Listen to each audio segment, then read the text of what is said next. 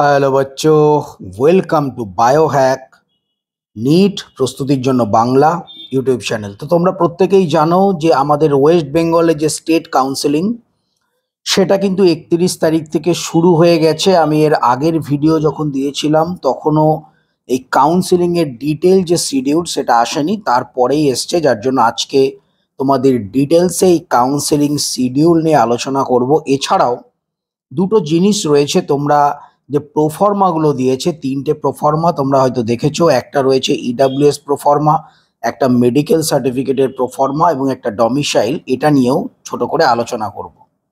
তো প্রথমে যদি আমরা প্রোফর্মাগুলো দেখি, ইডাব্লিউএস প্রোফর্মা যেটা দেয়া রয়েছে, তোমরা ইডাব্লিউএস যাদের সার্টিফিকেট রয়েছে তারা অরিজিনাল সার্টিফিকেটটাও দেখাতে পারো বা এই প্রোফর্মাটা পূরণ করে সেটাও সাবমিট করতে পারো, যেটা ইচ্ছা, কোনো প্রবলেম নেই।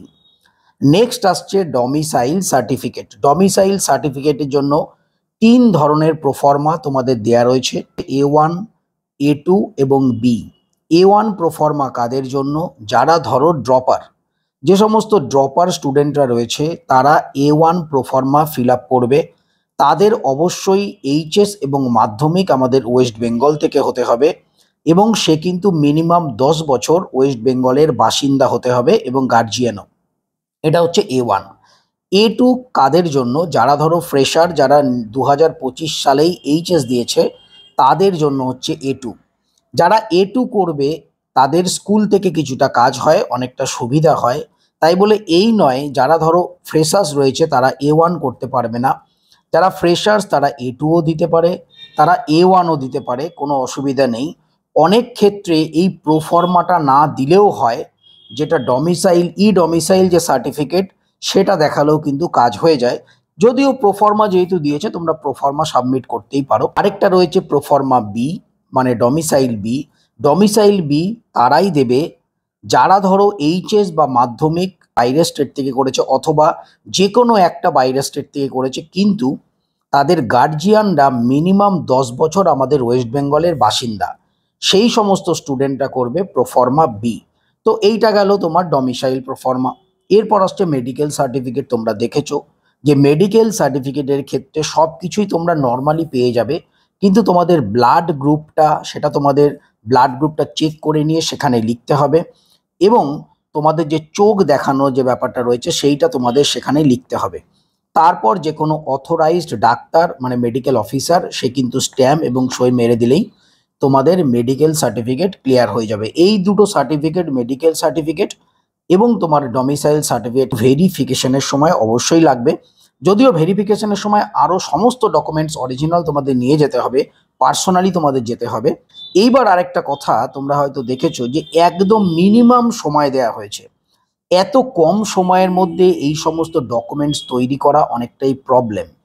তো আমার একটাই বক্তব্য WBMCCর কাছে, তাই যে নোটিফিকেশনটা কয়েকদিন আগে বার করলে কি ক্ষতি হতো, অথবা এই ভেরিফিকেশনের ডেটটা যদি কয়েকদিন এক্সটেন্ড করে দিত তাহলে কি ক্ষতি হতো। এখন এই লাস্ট আওয়ারে এই নোটিশটা বার করে দিয়ে কিন্তু স্টুডেন্টদের মধ্যে যথেষ্ট প্রবলেম তৈরি হয়েছে। যাই হোক, কিছু তো বলার নেই, কেননা কাউকেই কিছু বলা যাবে না, কেননা শুনবে কে, শোনার লোক নেই। যেটা চলছে সেটাই চলবে, আলটিমেটলি এইভাবেই চলতে হবে। কোনো কিছুতেই কোনো প্রপার জাজমেন্ট বলো বা প্রপার বিচার পাওয়া যাবে না। তো যাই হোক, এইটা গেল এই দিকের ব্যাপার। এবার নেক্সট যেটা আসছি, যে আমাদের যে ওয়েস্ট বেঙ্গল নিট 2025 স্টেট কোটার schedule, round 1, round 2, round 3 stay vacancy সবগুলোই দিয়েছে। আজকে আমার ভিডিওতে আমি শুধুমাত্র রাউন্ড 1 নিয়ে আলোচনা করব, এরপরে রাউন্ড 2, রাউন্ড 3 স্টে ভ্যাকেন্সি নিয়ে আলোচনা হবে।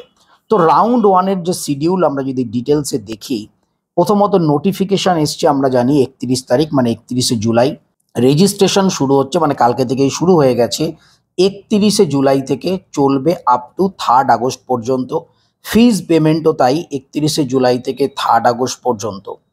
এরপর তোমাদের ফিজ পেমেন্ট হয়ে যাওয়ার পর তোমাদের যে স্লিপটা বেরোবে সেখানে ভেরিফিকেশনের একটা অ্যাড্রেস এবং টাইম দেয়া থাকবে।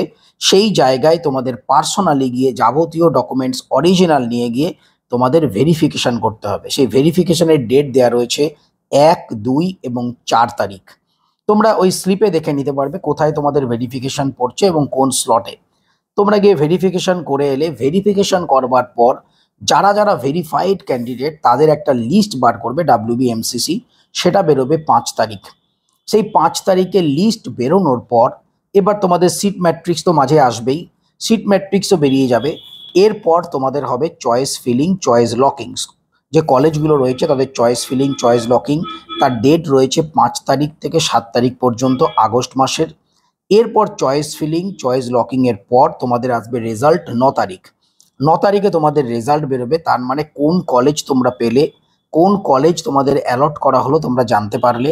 এই কলেজ অ্যালটমেন্টের পর তোমাদের যেতে হবে রিপোর্ট এবং যে অ্যাডমিশন প্রসেস সেইটা চলবে 11 তারিখ, 12 তারিখ এবং 13 তারিখ, এই 3 দিন। এইবার প্রাইভেট মেডিকেল কলেজের ক্ষেত্রে আমাদের কোন কোন গভর্নমেন্ট মেডিকেল কলেজে গিয়ে ভর্তি হতে হবে বা রিপোর্ট করতে হবে সেটা কিন্তু এই WBMCC বলছে পরবর্তীকালে জানিয়ে দেবে। কিন্তু প্রাইভেট ডেন্টালের ক্ষেত্রে এখন থেকে বলে দিয়েছে আর আহমেদ ডেন্টাল কলেজে তোমাদের যেতে হবে, সেখানেই তোমাদের ওই প্রাইভেট ডেন্টাল কলেজের অ্যাডমিশন প্রসেস, রিপোর্ট, এই ব্যাপারটা সেখানেই হবে। এইটা গেল তোমার WBMCC আমাদের ওয়েস্ট বেঙ্গল স্টেটের রাউন্ড 1-এর ডিটেল শিডিউল। তো যাই হোক, তোমরা দেখতে পাচ্ছ একদমই সময় দেওয়া হয়নি WBMCCর তরফ থেকে এই রেজিস্ট্রেশন, ফিস পেমেন্ট, ভেরিফিকেশন, এই টোটাল প্রসেসটার ক্ষেত্রে। যদিও বা এখনো পর্যন্ত কিন্তু অল ইন্ডিয়া কোটার আবার সেকেন্ড টাইমের ডেট এক্সটেনশন হয়েছে, তোমরা জানো 3 তারিখ পর্যন্ত। আশা করা যাচ্ছে যে WBMCCও হয়তো কিছুটা ডেট এক্সটেন্ড করতে পারে, এর কারণ এত শর্ট টাইমে কিন্তু ম্যাক্সিমাম স্টুডেন্ট এত কিছু কাগজপত্র রেডি করে কিন্তু ভেরিফিকেশন করার ক্ষেত্রে প্রবলেম দেখা দিতে পারে। তো দেখা যাক ডেট এক্সটেন্ড হয় কিনা, এক্সটেন্ড হলে অবশ্যই তোমাদের জানিয়ে দেবো।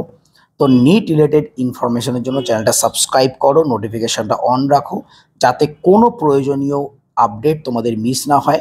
সবাই খুব ভালো থেকে মন দিয়ে পড়াশোনা করো। নিট 2026 কিন্তু ক্লিয়ার করতেই হবে। টাটা।